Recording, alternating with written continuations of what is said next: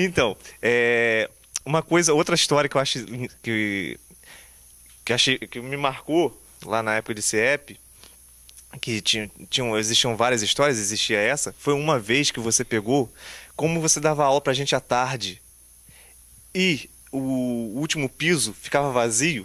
Uma vez Marcelo pegou e chegou na sala, ele não usava livro, não entrava com nada disso na sala, mas pegou, foi pro quadro, escreveu o quadro inteiro, você lembra disso, e saiu da sala. E todo mundo ficou assim, Marcelo saiu, não voltou, Marcelo saiu, não voltou, e como estava o CIEP, aquele piso inteirinho ali, o último andar, vazio, as salas todas vazias, alguém virou e falou assim, gente, ele tá lá na última sala passando atividade. Quando a gente olhou, tinha conteúdo, coisa que era raro de acontecer, de passar tanta coisa assim, que era muita coisa oral.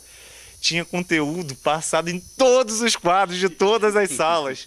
A gente teve que ir de sala em sala copiando e tinha matéria até embaixo de cadeira. Não, a sorte de vocês, pois é, a sorte de vocês é que foram todos os quadros de todas as salas. Porque às vezes rolava o ventilador e a parede, né? E o ventilador é bom que você liga, o aluno fica assim, ó mexendo a cabeça igual um pateta para tentar ler o que tá ali. Aí fica a pergunta, a gente vai ter um livro contando isso na Flimac 2018? Rapaz, meu projeto para Flimac é outro, Daniel. É outro. Flimac é a feira literária de Conceição de Macabu, organizada por Daniel e a equipe da Secretaria de Educação, né? Pô, espetacular. Primeira Flimac veio assim, efeito bomba atômica, arrasando, movimento enorme, as pessoas empolgadas, muito boa Flimac. Mas o meu projeto é outro, ainda não é esse livro de histórias de sala de aula, né? O meu projeto, Daniel, é reeditar o ABC de Macabu. Ou então fazer uma edição mais compacta do último livro sobre Conceição de Macabu, que é o livro que a gente tenta explicar assim, por que Conceição de Macabu está naquele lugar e daquele jeito? Qual é a história? Como que aquelas pessoas chegaram ali? Por que fundaram? Por que escolheram aquela área? Que é o livro Macabu das origens até a emancipação. Né? A emancipação de Conceição de Macabu, que já dá um livro em separado. Já é uma história à parte. Né? Daria um livro, apenas aquilo ali daria um livro. Mas a ideia é essa, é um desses dois livros. Esse aí de histórias de sala de aula, sei lá, tem que verificar questões jurídicas, se eu ainda não posso ser preso, processado. Pode. Pois é, tem que tomar cuidado com isso daí, né? Tá? O livro bom do livro de história, quando a história é muito antiga, você está lidando com pessoas que já morreram, fatos que já aconteceram há 60, 70, 100 anos, então ninguém vai te processar. Agora essas aí, pode dar problema. Né? Nossa, era muita história bacana. Mas eu tô falando isso, já que a gente tá falando de livro, quantos livros já escritos? São 6, porque tem livros feitos fora daqui. Por exemplo, tem um livro feito para a Prefeitura de Macaé, que é o Roteiro dos Sete Capitães. Né? Os Sete Capitães foram os primeiros desbravadores do interior do norte fluminense. Né? São responsáveis pelo nome Carapebus, pelo nome Macabu, o nome Lagoa Feia. Então eles são os primeiros desbravadores. Eu participei de um projeto junto com Aristide Sofiati, que é só a maior personalidade em meio ambiente, história do estado do Rio de Janeiro. Eu acho que não tem ninguém como Aristide Sofiati. Não sei se a TV pega lá em Campos, mas se pegar aquele abraço, é um grande amigo. E com o professor Ronaldo Vanfas. Foi o Vanfas? Foi. Então o livro dividido em 3 partes, né? Cada um cuidou de um aspecto do livro. Eu fiquei com a parte final, que é a chamada escritura endiabrada, que é quando roubam as terras dos 7 capitães. Eles ganham o norte fluminense e depois eles são roubados. E aí é a chamada escritura endiabrada, porque forjaram uma escritura, forjaram um diário falso, e aí, enfim, roubam as terras deles. E tiveram livros muito interessantes. O último que eu li foi o Antes do Caçatumaru, que foi, assim, eu achei fantástico. Foi um livro que conta a história, que prova que antes do Caçatumaru ter chegado, né, e Macabu já tinha uma colônia japonesa. Pois é. Esse livro aí foi um livro polêmico à época, porque imagina você, toda aquela festa armada para o centenário da imigração japonesa. Claro que centenário, o grande volume de japoneses chegou em São Paulo, ninguém nega isso daí. Só que o Rio de Janeiro foi pioneiro. O Rio de Janeiro recebeu uma colônia japonesa antes de São Paulo, um ano antes. E essa colônia se instalou na fazenda Santo Antônio, que fica em Conceição de Macabu. Né? Fica em Conceição de Macabu. E esses japoneses viveram 5 anos ali em Conceição de Macabu, plantaram arroz, fizeram artesanato, forjaram uma espécie de sabre, uma espécie de espada, que nesse momento eu emprestei para uma exposição da comunidade japonesa em Macaé. E, enfim, dessa colônia japonesa saiu um ícone, que é o Saburo Kumabe, que o camarada era um juiz em Kagoshima, né, que é uma cidade japonesa, e ele largou tudo lá, pegou a família dele e veio para o Brasil porque ele queria domar o Brasil, ele queria domesticar o Brasil. Os japoneses se achavam superiores. Tinham vencido guerras contra a China, tinham vencido guerra contra a Rússia. Então eles achavam que podiam chegar aqui e dar um jeito no Brasil. Mas será que não era melhor ter feito isso, não? De repente não seria uma solução para hoje em dia, o que a gente está vendo aí? Eles quebraram a cara, Daniel. Quebraram a cara. Sabe? Só para vocês terem uma ideia, eles sobreviveram 5 anos nessa fazenda. Conseguiram colher arroz 2 vezes. 2 vezes por ano da fazenda. Mas a formiga saúva, o mosquito da malária, o clima, tudo isso atrapalhou a vida desses japoneses. E o isolamento. O restante da comunidade japonesa, a companhia de imigração japonesa abandonou esses caras aqui. E, no entanto, lá no Japão, a companhia de imigração divulgava que eles estavam muito bem, quando, na verdade, eles estavam falidos, quebrados, vivendo de ajuda dos fazendeiros, dos vizinhos ali. Só uma referência sobre essa presença japonesa em Conceição de Macabu é que as 2 meninas, filhas do Kumabe, elas saíam da Fazenda Santo Antônio e iam estudar na Fazenda Santa Maria, que é uma fazenda que fica uns 5 quilômetros, mais ou menos, da Santo Antônio. Iam a pé, voltavam a pé. Eu entrevistei uma senhora que estudou com elas nessa fazenda. Eu entrevistei isso lá nos anos 90, a senhora tinha 106 anos de idade em 1999. Estudou com ela, é claro que já não dá mais, já se foi. E essa pessoa contava o seguinte, que elas levavam a tigelinha com arroz, comiam arroz puro, ou então comiam arroz com peixe. E o que chamava a atenção era o peixe que essas meninas comiam, que era o mussum, que é um peixe pouco consumido aqui na região, mas que é semelhante à enguia japonesa. E os japoneses comem enguia, então elas diziam assim, elas comiam na cumbuca de arroz e com mussum. Todo mundo achava engraçado o olho puxado, a língua que elas falavam e o mussum.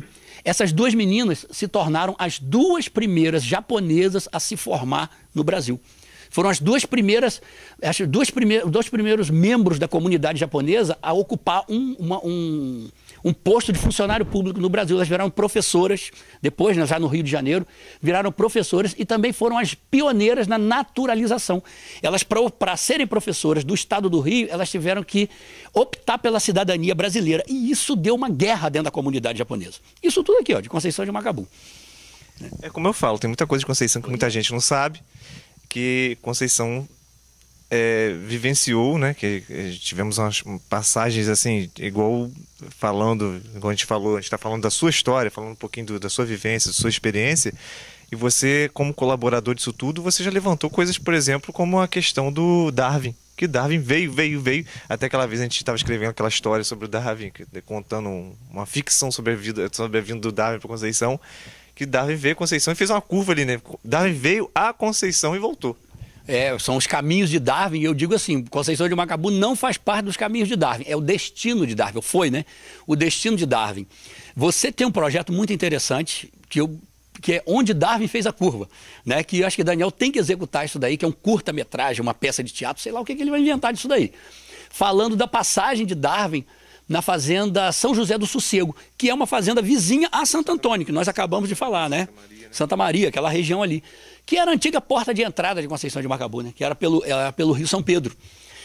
E o Darwin, ele estava, o Beagle, né? O navio dele estava ancorado no Rio de Janeiro, fazendo os reparos, ele ficou 3 meses no Brasil, e num determinado momento ele conheceu um escocês chamado George Reed, família Reed, de Macaé hoje em dia, né? E esse escocês, ele era casado com uma brasileira chamada Maria Laure Reed, né? Maria Figueiredo Laure Reed, e ele vivia aqui em Conceição de Macabu, ele vivia na fazenda São José do Sossego, que era a fazenda do sogro dele. Então o Darwin quis conhecer uma fazenda, uma floresta totalmente preservada. E ele falou, a minha região, as florestas são totalmente preservadas. Porque Darwin estava acostumado com aquelas florestas em torno do rio, que já estavam muito degradadas. E aí ele viajou durante uma semana até chegar nessa fazenda, ficou hospedado mais uma semana, fez várias pesquisas, conheceu um escocês, que era dono também de uma propriedade ali, chamado Patrick Lennon, era o dono de hoje é a Fazenda da Onça, o nome diz tudo, Fazenda da Onça, você vê o nível da coisa. E ele se impressionou muito com a maneira como o escravo era tratado na área rural, diferente do escravo da área urbana. Se impressionou muito com a fartura, a produção de café, que era muito grande. As caças, ele fala que o tempo todo chegava um escravo, alguém carregado com uma caça. Né? Era paca, veado, tatu, porco do mato, capivara, e que ele comia, que ele disse que a mesa roncava. De tanto bicho, tanta comida. Então, quer dizer, ele também usa uma expressão para a visita dele a essa fazenda em Conceição de Macabu, que ele diz assim: jamais experimentei tão grande deleite. Que ele ficou impressionado com a floresta tropical e com a velocidade com que as coisas aconteciam na floresta tropical, diferente da floresta inglesa, que é a que ele estava acostumado, onde a vida ocorre mais devagar. O bisneto dele esteve conosco aqui por ocasião dos 150 anos, né, da morte de Charles Darwin.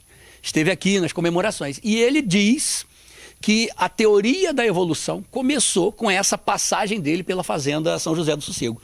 Que foi ali que Darwin percebeu que os mesmos animais em um determinado ambiente se comportavam de forma totalmente diferente de outro ambiente. E aí ele foi ratificar tudo isso quando ele foi para a Patagônia. E principalmente para as Ilhas Galápagos. Mas a coisa começou aqui. E esse bisneto dele, que é o Randall Keynes, ele escreveu um livro falando desses caminhos de Darwin, né, dessa viagem de Darwin, e fala da visita a Macabu. Inclusive, a prefeitura na época, é o mesmo prefeito, Cláudio Linhares, é o atual, eles reproduziram o banquete de Darwin. Tinha uma pessoa encenando Darwin, tinha uma pessoa encenando a esposa de Darwin, que não veio na viagem, mas estava aí, e o banquete. E o Randall Keynes ficou impressionado com a quantidade de comida que era colocada na mesa, mas evidentemente que ninguém usou caça. Mas com um detalhe, né? O Randall Keynes era vegetariano, então ele comeu muita abóbora, melancia, comeu os vegetais todos, mas rejeitou o porco assado, o frango, aquela coisa toda. Muito bacana. E se você está falando um pouco dessa história toda, se você pudesse hoje em dia criar uma máquina do tempo, em que fase, em que passagem, em que momento da nossa história, da história de Macabu, você voltaria? Ô, Daniel, pergunta difícil essa, hein? Só pode uma viagem só, né? Vou conceder duas. Muito difícil essa viagem. Eita! Olha, agora, pior que eu vou gastar o seu tempo de televisão aqui pensando. Cara, eu vou dar um chute bem dado. Eu queria ver essa história do quilombo, eu queria localizar esse quilombo. Sabe, que a localização dele ainda é imprecisa. Nós temos várias serras planas. Você sobe a uma serra de 600, 700 metros, lá em cima ela é plana. Mas qual delas abrigou o quilombo? Tá aí, seria uma sugestão. Ao mesmo tempo eu penso em encontrar com Charles Darwin, né? Ou os japoneses, né? Sei lá, é muito difícil, mas vamos ficar com o quilombo. Eu acho que essa volta, de repente, ao quilombo também mataria a curiosidade de saber de fato como o Carucango é. Esses tempos, há uns anos atrás, eu fiz uma pintura que você já viu, de como eu imagino que ele seria, mas é uma coisa tipo Da Vinci pintando, tão audacioso como Da Vinci pintando Jesus Cristo. Pois é, sai louro de olhos azuis, né? Então. O interessante Então, deixa eu falar uma outra coisa. Eu recebi ano passado uma homenagem da Secretaria de Educação, que foi a chamada Medalha Carucango. E muito bacana a medalha. Como é que eu não trago nada disso na entrevista dela, né? Você deve ter imagem lá. A medalha Carucango, ela é muito bacana. É a sua visão do Carucango. Você tem ele de corpo inteiro, mas também tem o Carucango, o rosto dele. E sei lá, e é o que a gente vai ter que criar uma imagem para o Carucango um dia, né? E eu acho que o Daniel já fez isso. Já renasceu o Carucango através da arte dele. A medalha foi uma das homenagens mais interessantes que eu recebi em Macabu, né? Pelo momento que eu não fui lá para isso, eu fui lá para outra coisa, né? E no entanto acabei recebendo duas homenagens. Um é um dinossauro. Tá guardado lá? Tá guardadinho. E o outro é a medalha Carucango, que muito me honrou e me honra. Essa noite foi muito interessante porque Marcelo foi convidado, ele não sabia direito o que ia acontecer lá. Foi um momento que a gente premiou os profissionais de destaques em Conceição e, no caso, Marcelo, que é um historiador e colaborador, e eu criei um suspense muito grande. Na hora que ele foi receber o prêmio, era um dinossauro que a gente produziu lá, uma estatueta de um dinossauro, e ele ficou bastante decepcionado com a estatueta, mas era uma brincadeira para chegar a medalha. Marcelo, a gente vai chamar mais uma vez o intervalo e a gente continua conversando no próximo bloco, tá ok?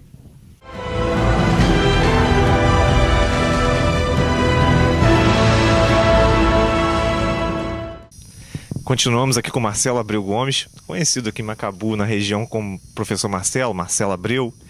Marcelo, Cachoeira da Morosa. A gente vai falar um pouquinho da Morosa, já que a gente está aqui na região da Morosa. A gente lamenta um pouco o que está acontecendo. Mas o que você acha, assim, pela sua experiência, não só como historiador, mas como um amante, um protetor da natureza, que a gente conhece, né, seu empenho? Você acha que o que está acontecendo com a Morosa hoje em dia, que a gente vê que a Morosa passa uns períodos de seca, o rio Macabu passa um período de seca, isso é reversível? Ou você, né, que a gente sabe que o planeta tá vivendo um momento dramático, triste, ou é mesmo uma questão local da mão do homem, ou não? Ou uma questão climática mesmo de uma maneira geral? Daniel, eu acho que é um pouco disso tudo. Para quem não conhece a Cachoeira da Morosa, já que TV Interior, né, passa por várias outras cidades do estado do Rio de Janeiro, ela tem duas quedas d'água, né? Ela forma, são os olhos da Índia, né? Aquela história da lenda, né? Ela tem duas quedas d'água. Uma queda está seca, só tem uma queda, a outra secou. Há 10 anos atrás ninguém poderia imaginar, ninguém nunca tinha visto isso. Nunca. Era uma brincadeira nossa, só falta secar agora. E secou. Ontem eu estive lá, levei 30 alunos, né, da Escola Estadual José de Paula Barreto, faz parte das nossas festas de fim de ano. A gente vai lá, cata lixo, planta árvore, teve um evento junto com a Secretaria de Agricultura do município. E eu juntei os meninos, as meninas, e falei, agora nós vamos para a cachoeira, mas tem que ter cuidado, porque a gente gosta de atravessar por trás da cachoeira, por trás da queda, é forte, não sei o quê. Cheguei lá, não tinha queda, só tinha uma queda. Falei, criança, faça o que vocês quiserem, não tem água. Acho que até é bom vocês entrarem, ver se o volume enche um pouquinho. Quer dizer, não precisou nem tomar conta das crianças, não tinha água para isso. Eu acho, Daniel, que é um pouco disso tudo que você falou. Tem um pouco da mão do homem? Tem. O ser humano, ele destruiu muito essa região aqui, em busca de madeira, em busca de espaço para pecuária, em busca de espaço para cana-de-açúcar. E isso, é claro, afetou o meio ambiente, afeta o meio ambiente. Mas também tem um pouco desse ciclo. Nós estamos há 5 anos vivendo um clima muito seco, vivendo um ciclo de muito poucas chuvas. Por exemplo, do mês de agosto para cá, o que choveu nessa região? Nós estamos em novembro, não choveu nada. E era para ter chovido setembro inteiro, outubro inteiro e novembro inteiro. Conceição de Macabu é assim, quando começa a chover, não para mais. E não está chovendo. Então tem esse fator também. Agora, é reversível? Tranquilamente. Se tem uma coisa que se pode mudar, é o que está acontecendo com a natureza hoje. Na natureza, a natureza ela é muito pródiga. Ela se recupera com muita facilidade.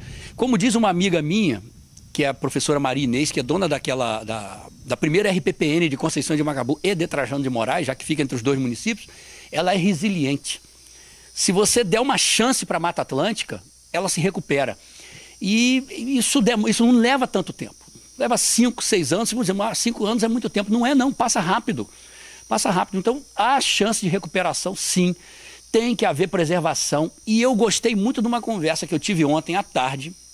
Esqueci até de falar isso aí, Daniel. E de noite a gente já andou fofocando. Uma conversa que eu tive ontem à tarde com o secretário de Agricultura, e que ele disse que o prefeito não vai tolerar aquelas cercas na Morosa. E não é só a cerca que está lá na cachoeira, que está no território de Trajano de Moraes. Só que o acesso é feito por Conceição de Macabu. Então, meu filho, pode até estar no território de Trajano, mas Trajano talvez nem saiba que aquilo ali exista. A prefeitura nem deve saber. Você cercar uma área pública, uma área que há 100 anos é usada pela população, que só eu tenho 50 anos, vou ali desde os 5. Quer dizer, como é que você cerca aquilo? Você não pode mais entrar na cachoeira, isso não existe. Mas o lado de cá é quem manda na estrada, que é o lado de Conceição. E o prefeito disse que vai tomar as providências. Outra coisa, ele vai desapropriar uma área muito grande ali, vai entrar na justiça pela desapropriação, porque ele quer transformar em patrimônio público, para tirar uma outra cerca que tem lá. E para finalizar, a questão do bambu. Bambu é um poço maravilhoso, que foi comprado, acho até que por pessoas bem intencionadas, mas que infelizmente limitaram o acesso da população a uma parte desses poços. Só que a parte que teve o acesso limitado é uma parte que pertence a outro município. A parte que pertence à Conceição de Macabu, uma proprietária rural da região, que é macabuense, que é a Jane Barcelos, a qual tenho aqui que render minha homenagem, ela doou aquela parte ali para a prefeitura. E com isso, Hoje a população volta a frequentar o Bambu, se não por uma face, pelo outro município, né? Por outro município. Volta a frequentar o Bambu porque falou mais alto o coração de uma macabuense. E que, felizmente, foi quem adquiriu aquela área e doou para a municipalidade. E, enfim, as pessoas hoje conseguem acessar novamente os poços ali. Então, a natureza se recupera sim. Não é difícil recuperar a Mata Atlântica e temos que fazer isso o quanto antes. Então, eu acho assim, que entra aí agora também tem que entrar a questão da consciência também das pessoas que frequentam, né? O banhista é uma área de balneário? É sim, mas também são áreas de preservação da natureza.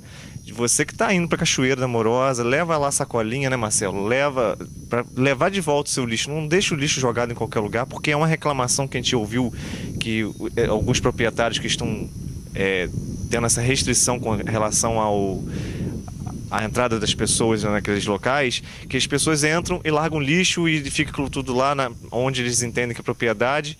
A gente sabe que a margem de rio é de domínio público, né? A pessoa pode utilizar, porém, você que está aí assistindo a TV, fica aí nosso apelo, né, Marcelo? Infelizmente, muitos banhistas, o que eles levam da cidade para lá, lata de cerveja, o que sobra de churrasco, resto de comida, copinho, plástico, eles largam por lá. Não são todos, eu vejo muita gente fazendo o contrário, mas largam. E tem um outro hábito que eu acho interessante, alguns até recolhem o lixo. Na primeira cerca que encontram, vão lá e penduram. Resolveu o quê? Bota no carro, traz de volta. Traz de volta. Qual é o peso? Pelo contrário, está pesando até menos, né? Não levou? Traz de volta. Mas é água mole em pedra dura. Uma hora funciona, sabe? Nós já tivemos um grau de destruição muito maior. Hoje diminuiu e isso tem muito a ver com a conscientização das pessoas, mas tem que diminuir, tem que diminuir mais ainda a ponto de acabar. Qualquer forma de destruição, desaparecer da nossa região. Eu acho que é tudo questão de hábito. Ontem eu passei na avenida à noite, em Conceição, e a avenida, eu ontem observei o quanto é larga a avenida, né, ali de Macabu. Saindo do ponte, eu olhei assim, gente, eu nunca observei que era tão largo. Por quê? Porque agora está tendo a questão, que a gente até fez uma matéria para a TV Interior, que vai começar a ter multa mesmo por conta de situações que as pessoas... Macabu, como eu falei na matéria, é um lugar que... Tem um tio meu que diz que quem dirige em Macabu dirige em qualquer lugar do planeta.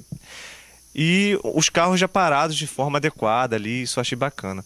Mas enfim, eu acho que essa questão da Morosa é isso daí, a questão mesmo das pessoas entenderem a importância do local, entender a importância do destinamento correto do lixo.